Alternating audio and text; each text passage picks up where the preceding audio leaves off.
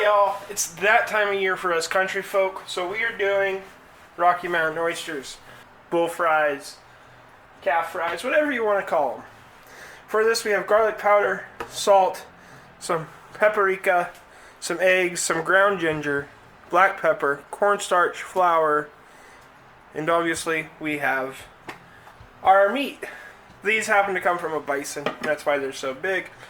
But before we get to cooking, we are on the road to 1,000 subscribers, so if you want to learn a new recipe every week, go ahead, hit that subscribe button, and let's get to cooking. Alright y'all, so first things first, we need to get the membrane off of the nut. So, once we have the skin, the membrane separated from the nut, we're just going to take and slice these up. Then we're going to put them in a bowl, set them to the side, rinse and repeat. Y'all, once we have our nuts sliced up, we're going to start with our breading station. I'm just going to use two pie plates. We're going to take eggs. Now all this will depend on how much you have. I'm going to start with 5 eggs. That should be enough. Alright, so now we're just going to go ahead and give these eggs a good whisk.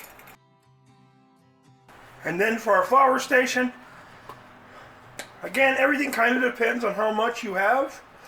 So make those rations right. I have about 5 pounds of meat. And that's probably too much flour, but it is what it is. I think I just used about 1.5 cups of flour. I'm going to take 1.5 teaspoons of salt, 2 teaspoons of our paprika, 1/2 teaspoon of our black pepper, 1.5 tablespoons of garlic powder. We're going to take 2 tablespoons of our ground mustard. We're going to take 3 tablespoons of our cornstarch. We're going to go ahead and get this a good mix.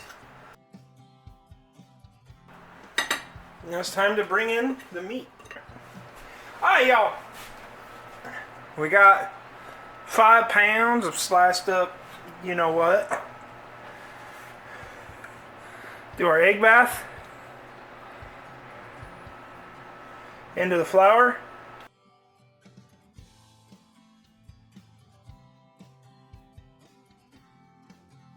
Then we're going to give these a quick toss in our flour. Now we're going to move to the stove and start frying up. I've got my oil heated. Got it sitting on a medium-high heat. You're going to want to keep an eye on that. Now we're only going to fry these for a few minutes on each side until they're golden.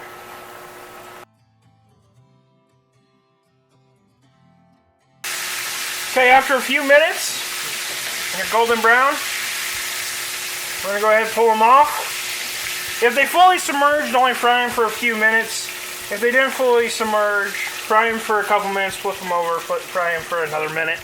Alright y'all, and there we have them, Rocky Mountain oysters. If you like this video, go ahead, hit that like and subscribe button down below. There's a video over here that YouTube thinks you should watch, and until next time, keep on cooking on.